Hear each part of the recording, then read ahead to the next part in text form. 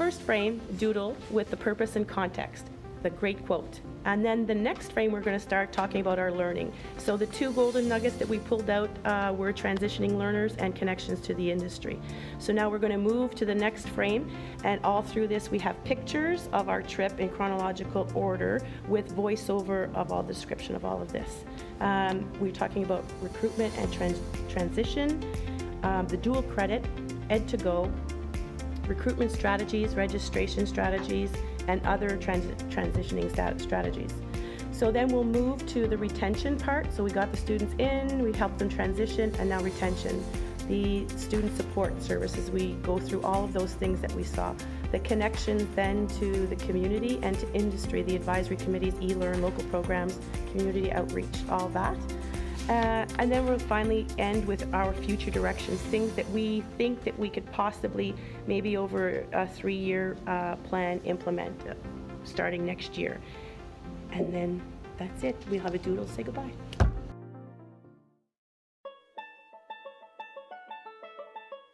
The second question, what did you learn as a result of this study visit? What did we learn? So I think we've touched on a lot of those, what we've learned. Yeah. We're not talking about what we're going to implement yet. So learning. So in the learning, are we going to have the pictures that kind of chronologically show our trip? It might be actual physical pictures. Yeah. Plus kind of cutaways comments from us. Cutaways to our responses to the question. Yeah, and it's just pure what we saw kind of stuff. Yeah. And some good points in our... Some of these points, like that could be the narration where the picture is, then there's narration in the background, like you did on the... Like the two, I put in two kind of overarching questions for that. So it's transition strategies, how do we connect, inform, support and retain successful learners? And then the other big thing was connections to industry and the community. So it's transitioning learners and connecting to the industry and community. So that's that was our when we were... Those are the two golden nuggets that we took away. Thank you. That's the focus. When we're out there, when we're looking, that's the critical eye we're using to bring back. I like his words too. That's really nice.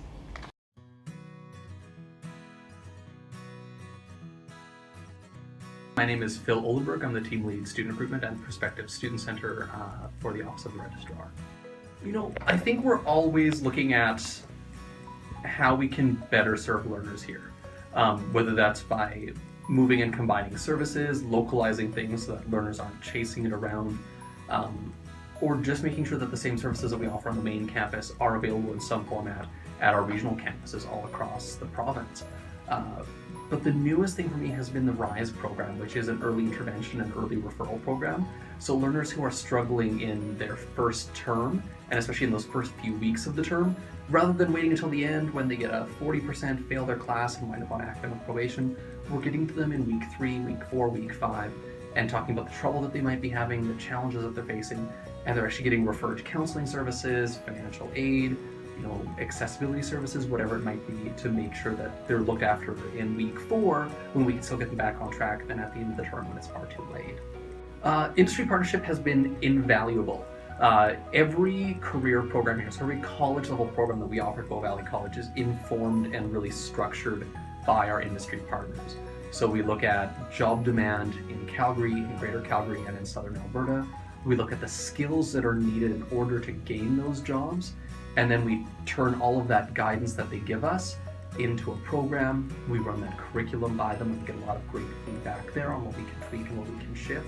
And then we're continuously improving every program as well. So there's typically subject matter experts, a program development officer, and then a program chair or a program coordinator who look after development of new programs. So they actually find the industry partners working with their professional network. I think that our certificate and diploma graduation rates, so completion rates, are about 79 and 77% respectively, which is relatively quite high. And that means that our learners are finishing the program in the time designated for them, and then they are ideally going out into the workforce. Fantastic. Thanks very much for your time, Phil. You're very welcome. All right. Pleasure. Take care.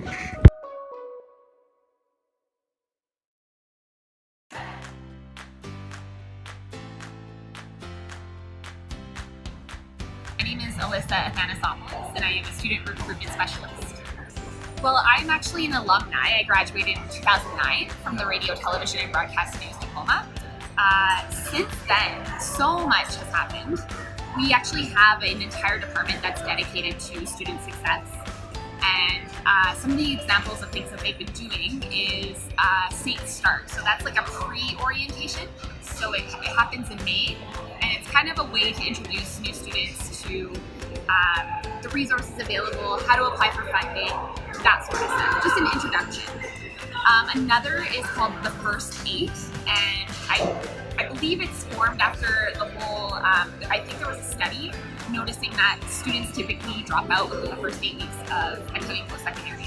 So we created the First 8 to kind of combat that, I guess, and make them feel more welcome. So it's a series of events over the course of the first 8 weeks that cover, feeling welcome, their well-being, community, and the services available.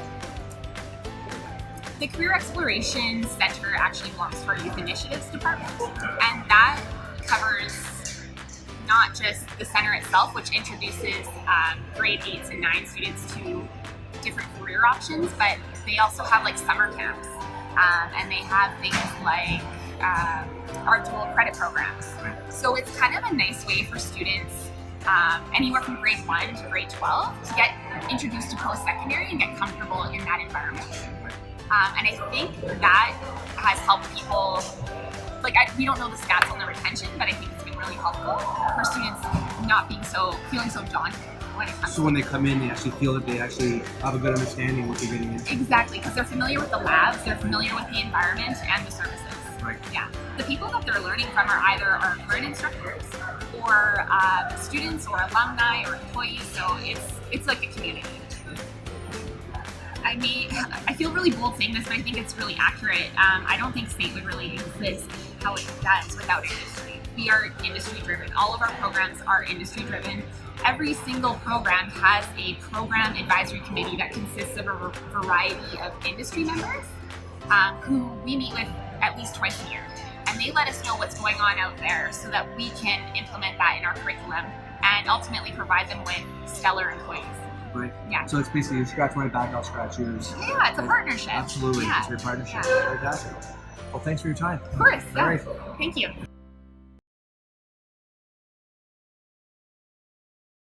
Well, I think a lot of what we saw, we already had in our mind as a need to work on. It was just that when we got to Calgary and saw it in action at Sait, Bow Valley, and the Chinook Learning Centre, we realised, okay, this can really happen. This is working for these guys. But it was hardware, right? Because before you can connect online, you need that infrastructure. So the other thing was maybe I don't know, maybe it's more personable, but it's also could be more old-fashioned that we go to where they are, and physically. Maybe now it's virtually, virtual goggles. Yeah. The connectivity. Maybe we're going right into their home to reach them because our population or attendance is declining. Maybe that's a cheaper and easier way, human resources wise, to get into those spaces that they exist.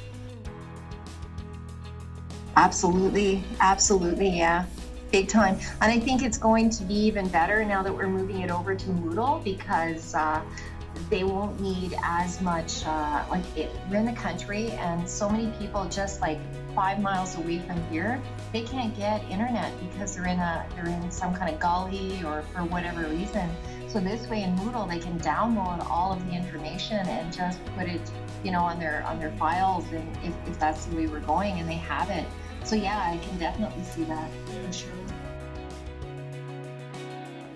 Just imagine if we could have our students from our elementary schools and our high schools coming into our adult education and vocational training centres throughout the year and exposing them to what we offer. Why can't we do that?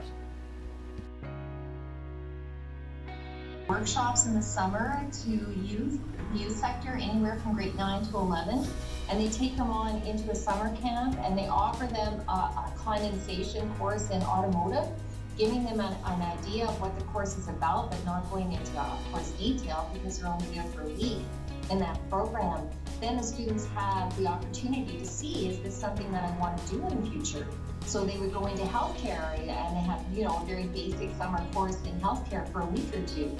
And then they see if this is something that they really want to do. I thought that was very interesting. I mean, why not? Why can't we bring industry into this whole conversation? Students are crying out for a more engaged, a more practical, a more realistic approach to their learning.